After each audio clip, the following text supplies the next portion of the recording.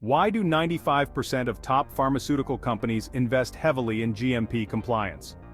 Because it's the key to quality and safety.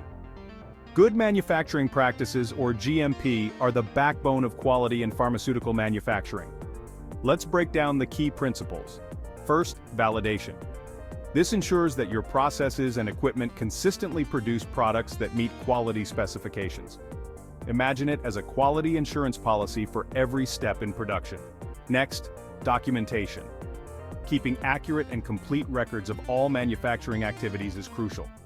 It's like keeping a diary for your operations. Everything needs to be recorded. Quality control is our third principle. Implement procedures to monitor and control product quality throughout the entire manufacturing process. Think of it as your constant quality watchdog. Finally, training. Ensure your staff is well versed in GMP requirements and procedures. Proper training transforms your team into GMP guardians. Remember, mastering GMP isn't just about compliance, it's about committing to excellence.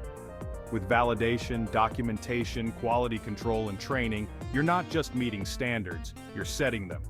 Stay committed, stay compliant, and elevate your manufacturing process.